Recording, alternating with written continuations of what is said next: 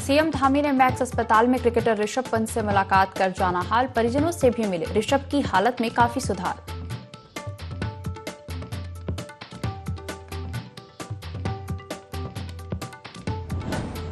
मुख्यमंत्री पुष्कर सिंह धामी ने देहरादून में किया सुभाष चंद्र बोस छात्रावास का लोकार्पण, छात्रों को स्वेटर भी किए वितरित।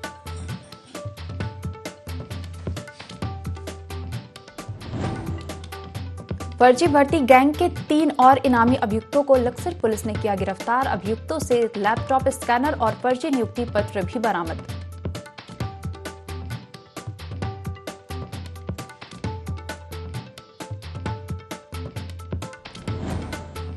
लक्सर कोतवाली पुलिस ने कुल्हारी गांव में 30 दिसंबर को हुई बड़ी चोरी का किया खुलासा। एक महिला सहित 2 आरोपियों को किया गिरफ्तार, चोरी का माल भी किया बरामद।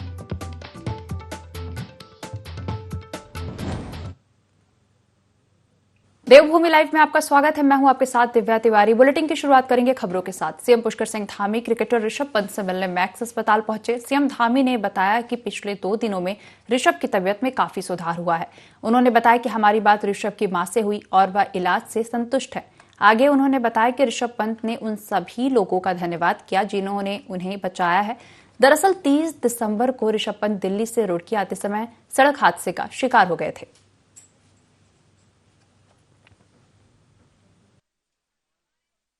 2 दिनों में काफ़ी सुधार हुआ है और तेज़ी से सुधार हो रहा है। डॉक्टर और बीसीआई के लोग आपस में संपर्क में हैं। पहले की स्थिति में और अब की स्थिति में काफ़ी अंतर है और डॉक्टरों ने जो मेरी बात हुई है उन्होंने बताया है कि 1-2 दिन में और ज़्यादा सुधार हो जाएगा। तो उनकी माँ से भी बात हुई है, माताजी भी साथ में हैं। वो लोग सभी लोग अभी जो इलाज चल रहा है उस इलाज से संतुष्ट हैं और जल्दी ठीक हो जाएंगे। हम सब लोग भगवान से प्रार्थना करते हैं कि जल्दी स्वस्थ हों। सीएम पुष्कर सिंह धामी क्रिकेटर ऋषभ पंत से मिलने मैक्स अस्पताल पहुंचे। सीएम धामी ने बताया कि पिछले 2 दिनों में ऋषभ की तबीयत में काफी सुधार हुआ है। उन्होंने बताया कि हमारी बात ऋषभ की मां से हुई और वो इलाज से संतुष्ट हैं। साथ ही उन्होंने बताया कि ऋषभ पंत ने उन सभी लोगों का धन्यवाद दिया जिन्होंने उन्हें बचाया है। दरअसल 30 दिसंबर को ऋषभ पंत दिल्ली से रुड़की आते समय सड़क हादसे का शिकार हो गए थे।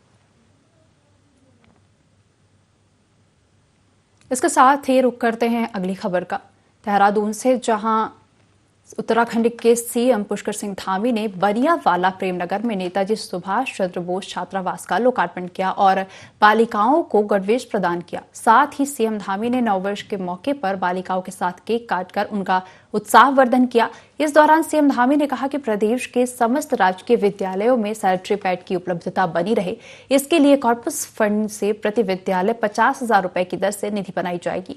चंपावत में नेताजी सुभाष चंद्र बोस आवासीय छात्रावास का निर्माण किया जाएगा।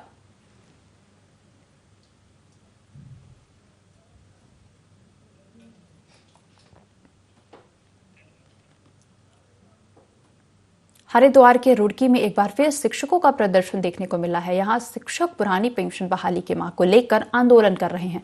शिक्षकों ने बाइक रैली निकालकर अपनी आवाज बुलंद की।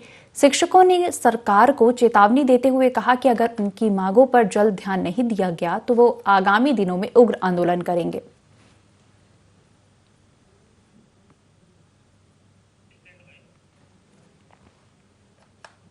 वन विकास निगम के अध्यक्ष कैलाश गहतोड़ी हल्द्वानी जेल का निरीक्षण करने पहुंचे, जहां उन्होंने जेल में साफ सफाई और कैदियों के लिए विभिन्न सुविधाओं को देखकर जेलर की पीठ थपथपाई। साथ ही उन्होंने कहा कि पिछले 1 साल में जेल में बहुत बेहतरीन कार्य हुए हैं। स्वच्छता के मामले में जेल मेरे घर से भी ज्यादा स्वच्छ है। वहीं उन्होंने जेलर के रिटायरमेंट के बाद भी उनके कार्यकाल को बढ़ाने की बात कही।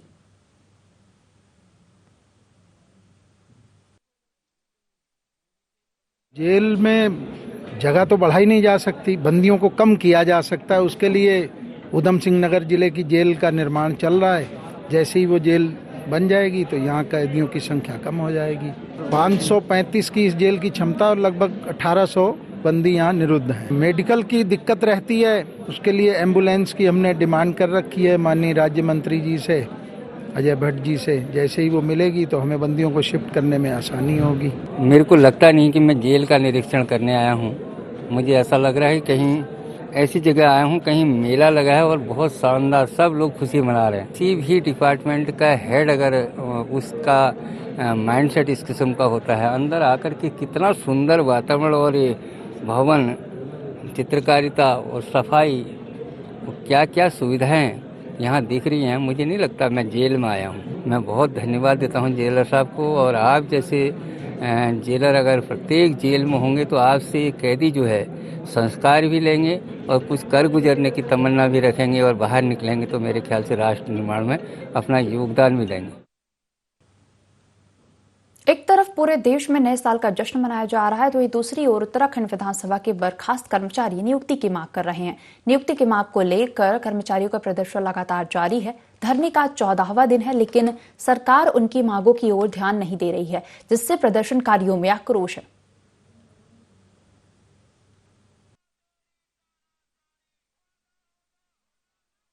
और विधानसभा में जॉब करते थे और उनको रितु खंडूरी मैम ने बाहर निकाल दिया, इसलिए हम यहाँ पे बैठे हैं। हमारी स्कूल की फीस 1-2 महीने से नहीं गई है, इसीलिए हम इधर बैठे हैं। हमारे पापा को न्याय दीजिए। भाजपुर के बन्ना खेड़ा गांव में प्रकाश पर्व के मौके पर बड़ी ही धूमधाम से नगर कीर्तन जुलूस निकाला गया, जिसका कई स्थानों पर जोरदार स्वागत किया गया। नगर कीर्तन में गुरु के 5 प्यारों के अलावा गुरु नानक देव जी के जन्म स्थान की झांकी आकर्षण का केंद्र रही। इसके अलावा युवा टोली ने हैरत अंगेज करतब दिखाए। श्रद्धालुओं ने लंगर का आयोजन किया। पूरा गांव गुरु गोविंद सिंह जी महाराज के जयकारों से गूंज उठा। गुरु गोविंद सिंह के अनुयायियों ने उनके जीवन पर प्रकाश डाला।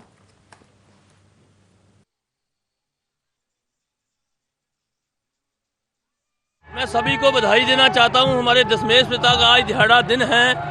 हमारा दिल आज गदगद है, बहुत खुश है, सारी संगत खुश है। और संगत का आपको सबूत मिलना होगा यहाँ पे कि संगत कैसे उत्साह से अपने पर्व को मना रही है। और नगर कीर्तन हमारा बाबा भाई अदली साहब से चल के सिंह सभा गुरुद्वारा भाजपुर पहुँच चुका है। करीब आधे घंटे में समापन हो जाएगा वहाँ पहुँच के। मैं सभी संगतों का धन्यवाद करना चाहता हूं। मैं आप पत्रकार बंधुओं का मैं आपका धन्यवाद करना चाहता हूं, विशेष करके जिन्होंने हमेशा इसको सारे गुरु गोविंद सिंह जी के प्रोग्राम को आपने सफल बनाया। मैं आपका धन्यवाद करता हूं। आपने बहुत अच्छी तरीके से इसको मीडिया में देखे और अच्छा। मुंबई में आयोजित नेशनल गेम्स में हरिद्वार की बेटी ने प्रदेश का परचम लहराया है। मुंबई की टीम को फाइनल में हराकर उत्तराखंड को नेशनल ट्रॉफी दिलाई है। टीम में शामिल कनक टपरानिया का वापस लौटने पर हरिद्वार में जोरदार स्वागत हुआ। कनक ने इसका श्रेय अपने माता पिता को दिया है और कहा कि हर माता पिता को अपनी बेटियों को बेटों के समान मानना चाहिए और उन्हें आगे बढ़ने के लिए प्रोत्साहित करना चाहिए और उनका साथ देना चाहिए।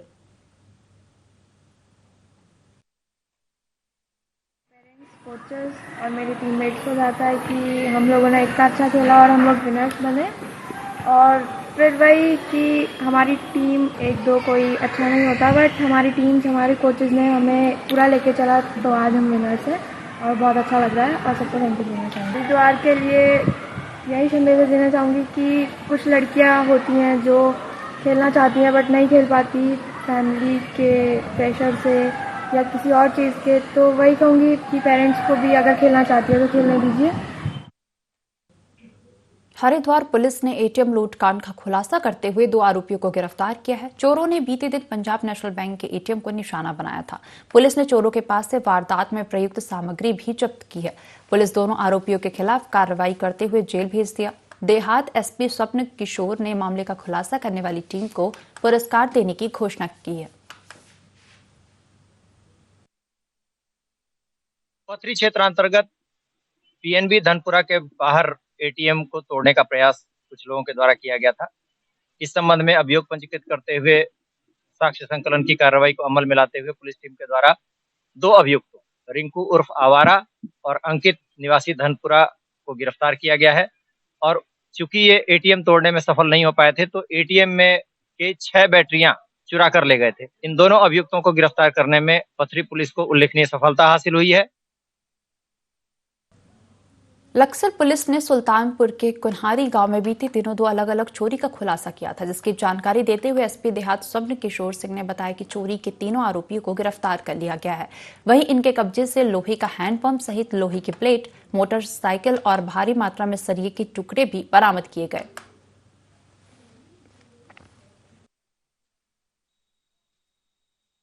इस संबंध में सीसीटीवी फुटेज एवं अन्य मैनुअल पुलिसिंग के सहारे प्रयास किए जा रहे थे। उन्हीं प्रयासों में आज कामयाबी हासिल हुई है और 3 अभियुक्त शहजाद, अनुज और मिथिलेश को गिरफ्तार किया गया है और इनके कब्जे से हैंडपंप और लोहे की प्लेटें और अन्य चोरी के अहकामात बरामद किए गए हैं। उम्मीद करते हैं कि इससे भविष्य में चोरी की घटनाओं पर लक्सर के टीकमपुर गांव में लक्सर पुलिस ने बड़ी कार्रवाई को अंजाम देते हुए फर्जी भर्ती सेंटर का भंडाफोड़ किया है।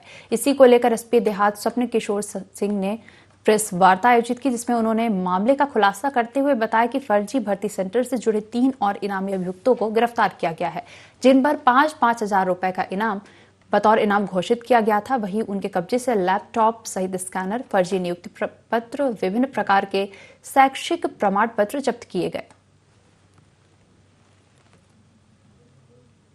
एक फर्जी भर्ती सेंटर का पर्दाफाश करते हुए 2 अभियुक्तों विपिन और साकिब को गिरफ्तार करने में सफलता हासिल की गई थी। उसी कड़ी में 3 अन्य इनामी अभियुक्तों, जिन पर 5-5 हजार रुपए का इनाम पूर्व में घोषित कराया गया था, उनको गिरफ्तार करने में आज लक्सर कोतवाली पुलिस को सफलता हासिल हुई है और इनके कब्जे से लैपटॉप, स्कैनर और बड़ी संख्या में नियुक्ति पत्र, जो विज्ञापन के रूप में ये दिखाते थे, पैम्पलेट जो ये गाँव में बेरोजगार युवकों को प्रलोभित करने के लिए चिपकाते थे। मैं एक बार फिर सभी से अपील करना चाहता हूँ, अनुरोध करना चाहता हूँ कि यदि किसी के साथ इस तरह की कोई धोखाधड़ी हुई है तो वो आगे आए, सूचना दें, अभियोग पंजीकृत कराएं ताकि अग्रिम विधि कार्रवाई अमल में रहे।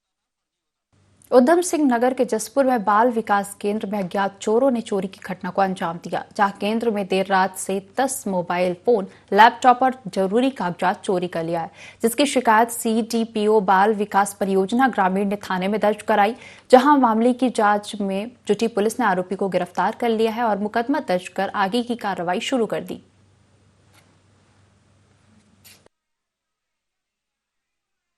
कार्यालय में रात चोरी हुई है, तो इसमें हमारा कुछ पत्रावलियां हैं जो बिखरी पड़ी हैं, सारी अलमारियों के ताले टूटे पड़े हैं, लैपटॉप और एक टैबलेट और कुछ मोबाइल फ़ोन है, पुराने भी और एक नया, और अभी तो बहुत ही सारी चीज़ें बिखरी पड़ी हैं। मोटा मोटी चीज़ें तो यही हमने अभी देखी हैं कि कार्यालय में लैपटॉप वगैरह भी टूटे पड़े हैं, तो ये सब गायब हैं।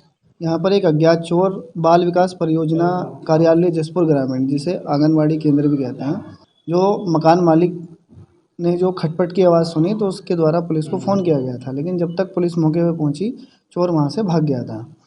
तो जो इसकी सुपरवाइज़र है, वरिष्ठ सुपरवाइज़र अंबिका, उनके द्वारा तहरीर देकर थाने पर मुकदमा दर्ज करवाया गया था। त्वरित कार्रवाई करते हुए मुखबिर मामूर किए गए और मुखबिर की सूचना पर नहर को जाने वाले रास्ते नई बस्ती अम्बेडकर पार्क के पास से एक सादाब नाम का व्यक्ति, जो ठाकुर द्वारा का रहने वाला है, इसको आंगनवाड़ी केंद्र से चोरी किए गए वर्कर के 10 मोबाइल फ़ोन लावा कंपनी के बरामद कर लिए गए हैं और इसके द्वारा जो ताला तोड़ने में आला नकब लोहे के इस्तेमाल किए गए थे उनको भी बरामद किया गया है। सादाब को माननीय न्यायालय पेश करके अग्रिम कार्रवाई अमल में लाई जा रही है। पीएम मोदी के नमामि गंगे अभियान के तहत लोहा घाट में पीजी कॉलेज के छात्र छात्राओं और ITBP के जवानों ने सफाई अभियान चलाया। इस दौरान लोहावती नदी और उसके आसपास के क्षेत्रों में कूड़े का निस्तारण किया गया। इस मौके पर अभियान के संयोजक डॉक्टर सुमन पांडे ने नगर के सभी लोगों से अपने आसपास साफ सफाई रखने, जीवनदायिनी नदियों में गंदगी न डालने की अपील की।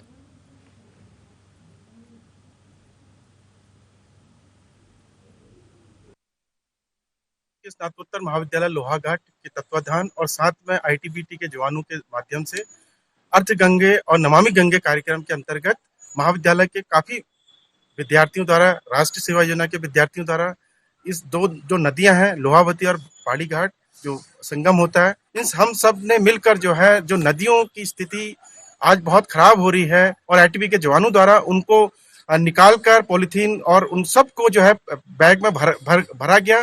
स्वच्छता का जो है एक तरह से प्रेरक बनना है। समय समय पर लोहावती नदी का स्वच्छता अभियान चलते रहता है। मैं यही कहूँगा लोहाघाट की जनता से कि अगर लोहावती नदी हमारी स्वच्छ और सुंदर रहेगी तो एक बाहर को भी अच्छा संदेश जाएगा। और यहाँ के लोहाघाट के लोग बहुत जागरूक हैं, बहुत समझदार भी हैं।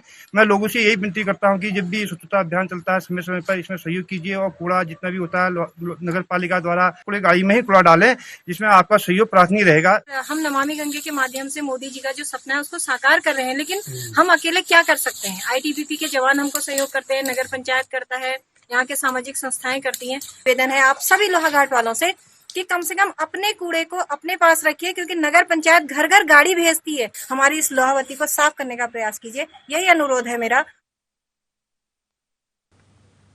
भाजपा प्रदेश अध्यक्ष महेंद्र भट्ट ने प्रदेशवासियों को नव वर्ष की शुभकामनाएं दी और सभी के मंगलमय जीवन और सुख समृद्धि की कामना की। उन्होंने उम्मीद जताई कि 2023 में सबका साथ, सबका विकास और सबका विश्वास के मूल मंत्र पर चलते हुए प्रदेश उन्नति की नई ऊंचाइयों को छुएगा। उन्होंने कहा कि उत्तराखंड का नाम देश के श्रेष्ठ राज्यों में शुमार करने की कोशिश में प्रत्येक राज्यवासी का सहयोग मिलेगा, ऐसी हमारी अपेक्षा है।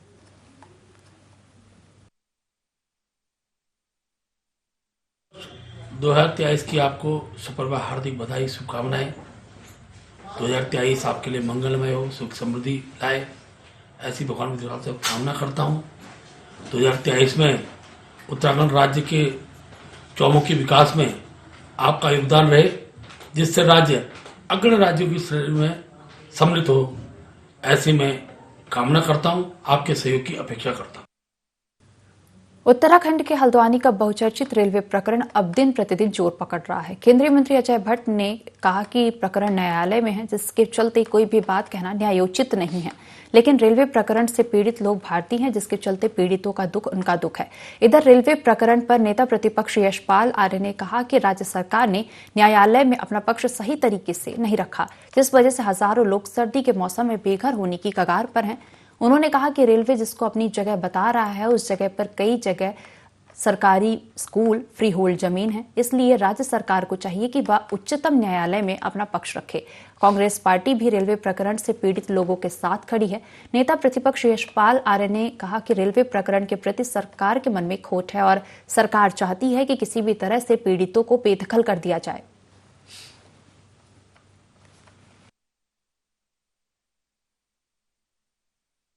मैंने कहा कि सोची समझी साजिश के तहत हजार बाशिंदे हैं, पैदाइश वहाँ हुई है, जिनके दादा परदादा वहाँ रहे हैं और आज उन्हें बेदखल किया जा रहा है सरकार की कमजोर और लचर पैरवी की वजह से।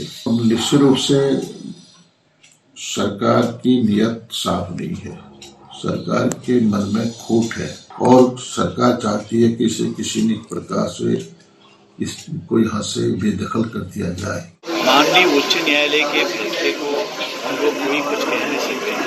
हमारे साथी, प्रभावित साथी सर्वोच्च न्यायालय में गए, सर्वोच्च न्यायालय से जो रेमेडी मिलेगी हम सब उनके साथ। परेशानियां हो रही हैं, लेकिन कोई चीज न्यायालय ने डिसाइड करी है तो वो किसी व्यक्ति विशेष के हाथ में नहीं। न्यायालय का जो फैसला आएगा उसको हम सिरोधार्य करेंगे और मुझे उम्मीद है कि सब ठीक।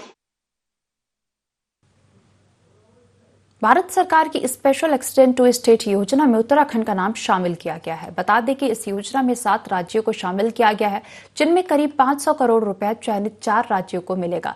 इनमें उत्तराखंड भी शामिल है। शहरी विकास मंत्री प्रेमचंद्र अग्रवाल ने बताया कि राष्ट्रीय स्तर पर स्वच्छता सर्वेक्षण के मामले में उत्तराखंड को अभी तक 6 पुरस्कार मिले हैं। आगे बातचीत में मंत्री अग्रवाल ने बताया कि मुख्यमंत्री धामी द्वारा पर्यावरण मित्रों को कम से कम 500 रुपए देने की घोषणा की थी, जिसका लाभ उनको मिल रहा है।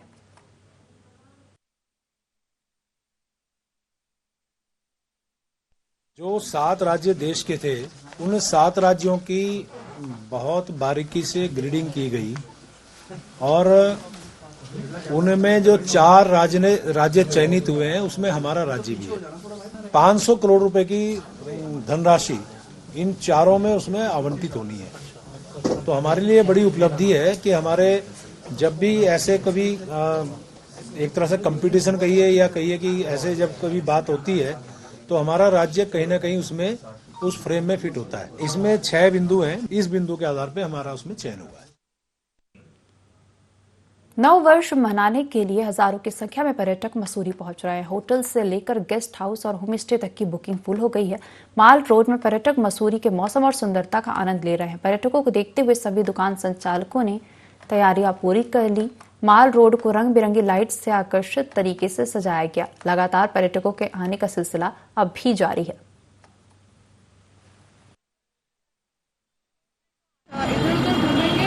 सेल्फ एनालिसिस करेंगे, जो कि बहुत इम्पोर्टेंट है। स्टूडेंट लाइफ के लिए तो बहुत इम्पोर्टेंट है वो। तो पहाड़ियों को देख रहे हैं, इधर उधर घूम रहे हैं और बस मजे ले रहे हैं। वेदर सूट कर रहा है, बहुत मज़ा आ रहा है। दिल्ली के कंपैरेटिव बहुत ठंड है इधर, रात में बहुत ठंड लगती है, बट इट्स नाइस। थोड़ा अपने आप को एनर्जेटिक, फ्रेश, सारी टेंशनों से दूर फ्रेश होने के लिए हमने मसूरी डिसाइड किया। यहाँ आके इनकी वादियों में यहाँ आनंद ले और इनकी हवाओं में अपने आप को फ्रेश करें और फिर नए साल की शुरुआत सबके लिए अच्छा बने और बहुत अच्छा सब लोग उन्नति करें, स्वस्थ रहे, खुश रहे, मस्त रहे। क्लाइमेट इस टाइम दिल्ली में ठंड है, लेकिन यहाँ की जो ठंड है वो अलग किस्म की है। यहाँ लग रहा है बर्फीली ठंड का एहसास हो रहा है, तो एक अलग ही मतलब एहसास है, मतलब क्लाइमेट के हिसाब से बहुत बढ़िया फील कर रहे हैं। तो इस बार भी हमारा दो नाइट का पैकेज था, तो fortunately our hotel is sold out. Advance booking हमारे पास में आ गई थी। हालांकि लास्ट के ये एक हफ्ते में जब से कोरोना का फिर से वापस बात चलनी हुई थी, थोड़ा करेज कम हो गई थी, बट क्योंकि हमारा होटल पहले ही सोल्ड आउट था तो हमको उतना फर्क उसका नहीं पड़ा। बाकी हमारी तैयारियां हर साल की तरह गीत संगीत के प्रोग्राम रहेंगे। उम्मीद है कि हर साल की तरह एक अच्छे नववर्ष की पूर्व संध्या हम लोग मनाएंगे। इस बुलेटिन में फिलहाल इतना ही। बने रहिए INT24 के साथ।